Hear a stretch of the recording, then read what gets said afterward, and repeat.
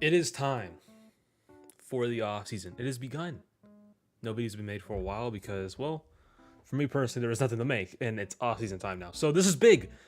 Off season. It's time. And it's probably gonna be an everyday thing. We're back in the off season. At least last year was an everyday thing. And how it's turning out is it also could be an everyday thing once again. And now it's an off season. We had these type of videos now. I started doing these type of videos in the middle of the previous season. It's over now. And now we're going to do these type of videos in the off season. So it's big. Let's get into it. A lot of things has happened in the past 2 days. I was going to make a video yesterday, actually. But it's probably a good thing that I saved it for today because there's a lot that has happened. Let's start off with a banger that I personally did not expect to see is that Toronto Defiant has released everyone but Hisu. I am not kidding, and even a coach. You're talking Michelle, Lastro, Nice, Sato, Logix, Aztec, Onsunje, Aspire, and Ho Chi Lee. I think I said his name right. I forgot how to say his name. It's been a while. But they released everyone. Everyone but Hisu. But everyone is gone. Now, once again, before we go in even more, teams may or may not have money issues this time around coming in the upcoming season. Sponsors, things could be going up and down the place. Another thing I want to say as well, there is a lot of free agent tweets that have happened, but I learned from last season not to really talk that much about the free agent tweets because sometimes it can mean they're still going to be on the team or they're gone. There is a few tweets I'll be talking about today that are free agent tweets that made it very clear that they most likely will not be returning on their team. So let's just talk about the Toronto Defiant releases. These are absolutely crazy. They have once again did it. They have done this every season so far, but they release everyone, and they're not even keeping good parts. Like there is some good pieces in here that the Toronto Defiant just released. I'm talking Lastro. If Lastro finds another team to go to, this make it pop off. Lastro is a big L that they lost here. Sato, I mean, he was decent this last year, but I still think Sato could have been somebody who could have kept. And Aspire showed a lot of potential, but Aspire could potentially go to Florida Mayhem. We'll talk about that when we get there. But so many releases here that make sense, but also I feel like they should have kept some pieces. The ones that make sense personally for me is Logix. I think he shouldn't have even been here this last season. And they have Aztec, who didn't play basically at all this entire season. I think he played like 2 or 3 games. Onsunje, he was definitely not the greatest main support in the league, and I said that even before the season started. Nice was really underwhelming this year. I wish he performed better, but Nice, Logix, Aztec, Onsunje makes sense where they're gone. Michelle was kind of decent this year too. Sato was decent as well with Michelle. I mean, there's some pieces they really could have kept here, but I guess they're going to do a whole revamp once again, maybe build around Hisu. I don't know about that decision just yet. We'll see how it goes on with the Toronto Defiant. I personally think they could have kept some of these pieces, but some of them definitely make sense. I do think many of these players, though, will go on different teams. I mean, Lastro's going to be picked up pretty fast. Aztec's going to be picked up pretty fast as well. If Aztec performs like he did back in Korea Contenders, we haven't really seen him perform at all, really, on the Toronto Defiant. Aspire, I think everyone's going to look at Aspire for next season. This guy, I feel like it's almost guaranteed for Overwatch League next year, unless he is going to maybe retire or something else. It's hard to say about any other player here that's on this. I mean, Nice did not look that good at all last year, so I don't know if he'll find a team. If he does find a team, it's most likely going to be on the bench, or there's like some specialty heroes, one trick kind of thing that he will bring to the team. I really don't see Michelle getting into another team. I think Saturn only works well on teams with KDG on it, or if he had someone he previously played with, kind of like Philly, with Hisu. It's going to be hard seeing Sato go to a different team. Maybe some of these players could go to Vancouver Titans if they wanted to use that money, if they have any. But it's really hard to say where these players could go. I think some of them could have, like I said already, I think some of them could have been kept on Toronto Defiant. Some makes sense. But let's move on to the next team we got here. Now onto the Philadelphia Fusion part of this video. We have some moves here that is going to be interesting to talk about here. I talked about the free agent tweets. We're going to talk about Poco in this one. We're going to talk about Funny Astro a little bit here, but let's start off with the Philadelphia Fusion tweets right here on your screen. You have Mano, Moby Dick, Poco, and Funny Astro. Basically, all it says is Moby Dick has been released. Mano is doing his mandatory military service. Poco has his free agent tweet, but this tweet really makes it seem like he is going to be leaving Philadelphia Fusion. He even wrote a whole tweet longer. That convinces me personally that he is no longer going to be on Philadelphia Fusion. I think a perfect team for him now would be Paris Eternal. When we get to it, that would make sense. And then the Halo tweet is basically saying Philadelphia Fusion is letting Funny Astro be a free agent, explore opportunities, but most likely Fusion is going to sign Funny Astro back because of how good he is. So, unfortunately, there's nothing much you can do here for Mono. It's mandatory to do military service. Poco, he didn't really get to play at all last year, And even the year before, when Fury was in there, Poco still showed his potential. I think some people would even say Poco was almost on the same level as Fury at some points, but you had Sato and Fury at the same time there. It kind of fit well. But Poco definitely gonna be still on top off tank if he comes back next season, and also plays in the Overwatch League. I think he could definitely play in the Overwatch League, and especially the Paris Eternal. Now there's an open spot. I think Poco could definitely dominate still in the Overwatch League and be a top off tank, because he has proven time and time again that he is a top off tank. Moby Dick, I have no idea what he does behind the scenes other than he's a coach, so that's just my experience with that so far. And Funny Astro, most likely he's still going to stay on the Philadelphia Fusion, but I could be wrong. He is a free agent, but according to Halo, they'll most likely keep him for next year. Then on to some NYXL leaks, all from Halo Thoughts once again. Let's go through the list here. According to sources, NYXL will be looking to keep Flora, and also according to sources, NYXL are allowing Jonak to test free agency. And then on to another one, New York Excelsior is finally going to make coaching changes. Finally, that's going to happen. So I know I talked about the whole free agent thing. Jonak being test for free agency, I'm pretty sure this is the first time ever that this has happened of Jonak. Now, tell me if I'm wrong down in the comments below, but this is the first time ever this has happened, so I'm not going to put all my marbles in that Jonak is even going to stay on the NYXL. I would not be surprised at all if he went to a different team to see how he would play on somewhere else. I would not be surprised. That's why I'm keeping it in here. Coaching changes. This is big. It was one of my biggest complaints all of last year that they decided to keep the same coaching staff that did not help them at all the previous season before that. They went into this season thinking it was going to work. They performed not that good. It wasn't a good year for them. And now they're finally making coaching changes. This is definitely a step in the right direction, finally. And keeping Flora, I like this move. Flora proved himself this entire season. He looked good on everything he played. So NYXL keeping Flora, I like the move. NYXL making coaching changes, such a good move. And Jonak being tested for free agency, I'm interested to see how this one plays out. I wouldn't be surprised if he went to a different team, and I wouldn't be surprised if he stayed on the NYXL. It's just like his thing. Jonak is known being on the NYXL. It's kind of like his thing. So I'm interested to see how this one goes. That's why I put it in the video and I kept it in here. Now on to some more leaks from Halo Thoughts. This one is all about the Florida Mayhem. Now let's go and go down the list here. It is, according to sources, Florida Mayhem are allowing Kuki to explore options for next season. And according to multiple sources, the Florida Mayhem are supposedly expected to make wholesale changes for Overwatch 2, with the former American Tornado roster likely to be joining. Then onto the next one, which is crazy to see. According to sources, there are multiple teams who have notified the Florida Mayhem of their interest in Yaki. Yaki's not currently expected to become a free agent, but Yaki is expected, as it stands right now, to be traded. So this one blows me away, especially the last one, of how good Yaki has been for the Florida Mayhem since day one he's joined the team. Yaki has been one of the best flex DPS players in the Overwatch League all around. May not be top 3, may not be top 5, but he is up there in those conversations. So Yaki being expected to be traded is something already crazy that will definitely help another team who gets Yaki. The second one, Florida Mayhem once again making complete roster changes. This one sucks to see. I get it. This season was kind of bad for Florida Mayhem. They were almost hitting playoffs, but it wasn't that good of a year. I think a lot of people expected it to be for Florida Mayhem, and that is kind of the thing I said all last offseason about OG and Fate, seeing what would happen there, and OG definitely did not perform to the highest. I mean, it may have been his best season, but OG, we'll see what goes on with him more. It definitely did not help the Florida Mayhem. Fate going to Shanghai Dragons, we saw that turned out to be.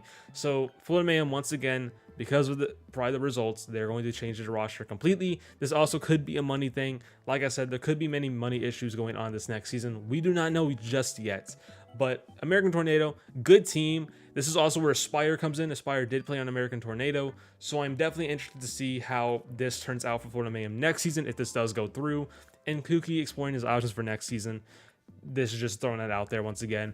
I wouldn't be surprised if Florida Mayhem kept him, but I also wouldn't be surprised if Kuki just didn't coach anymore after.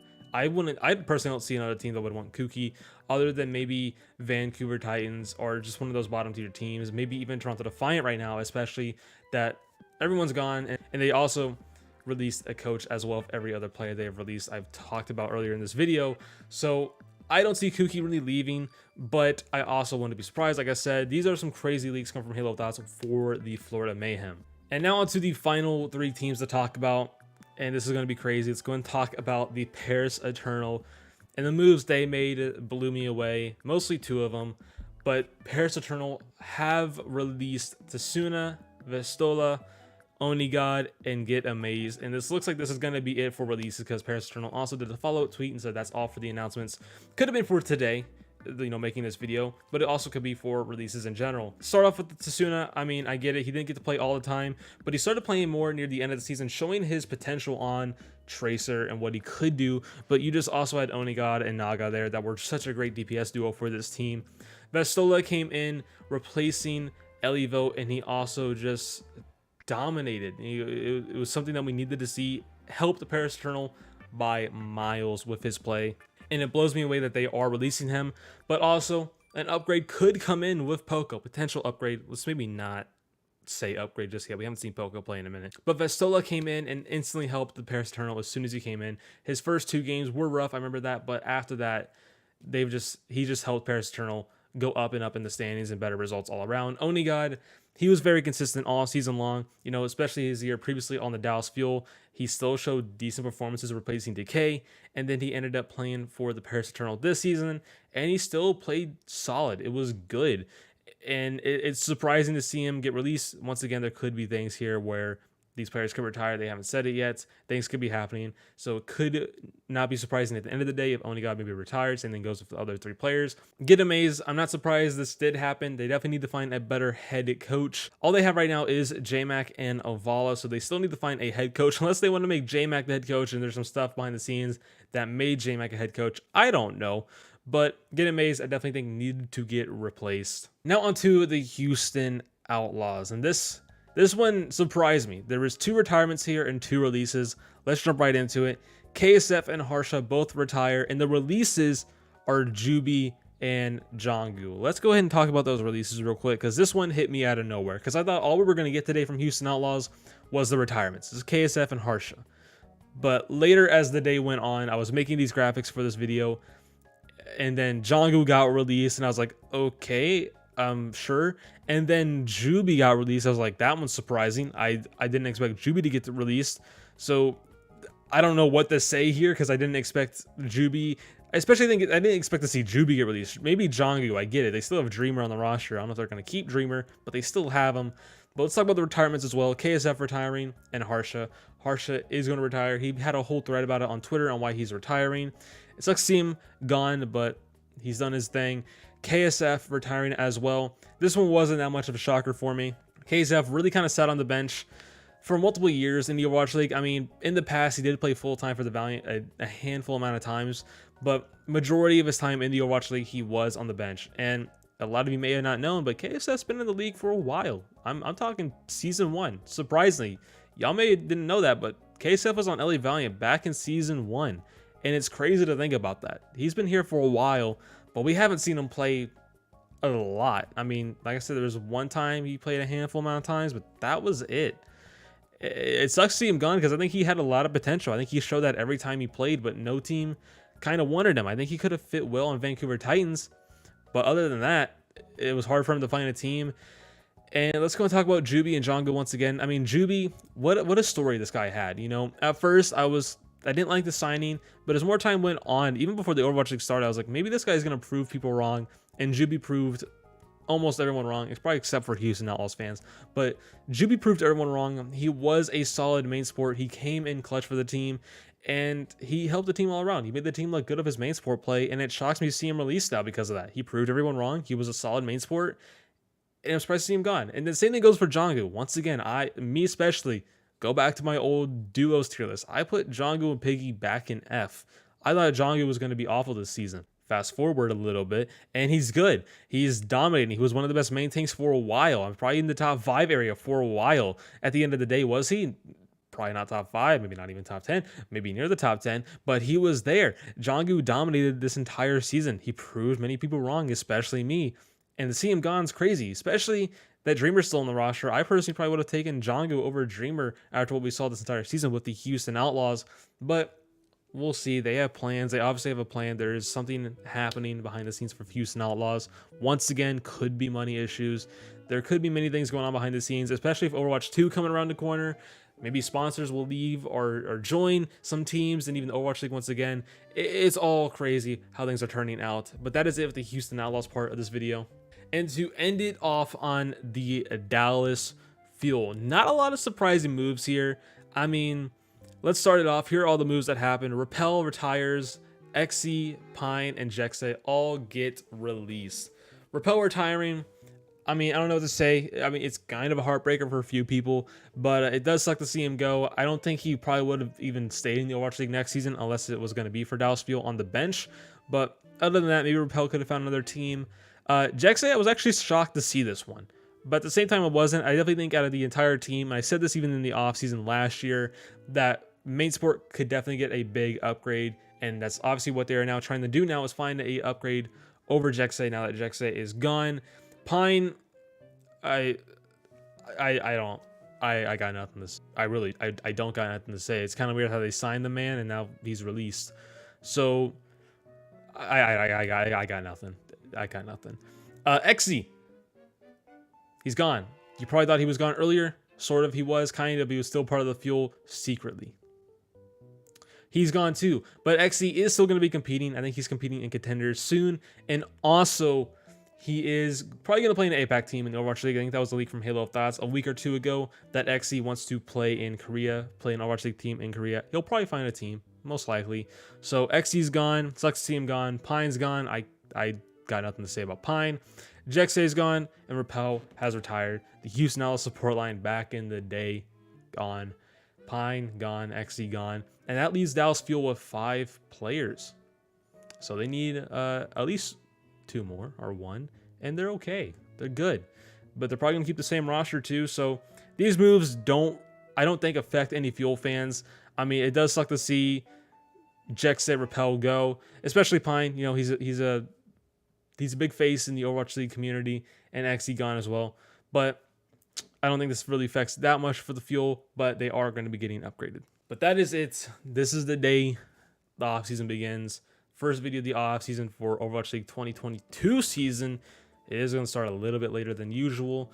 We're going to be going into Overwatch 2. As time goes on, we're going to see more reworks to the game. We already saw Sombra and Bastion. Massive changes there. So I'm getting excited. It's getting interesting. And I'm excited to make more videos because, man, I tell you what, I have been able to do nothing the past 2 months because the videos I wanted to make, I personally did not like making them. So now we're in the off season and it's time to get to some fun, juicy parts of the videos. So that's going to be it. I hope you guys enjoyed. If you guys want to stay more in tune with Overwatch League news and Overwatch League stuff in general, don't forget to subscribe down below. Also, don't forget to join my Discord down below as well. It's dying. Please join the Discord, I beg. Don't forget to like, comment, and subscribe down below, and I'll see you guys on the next one.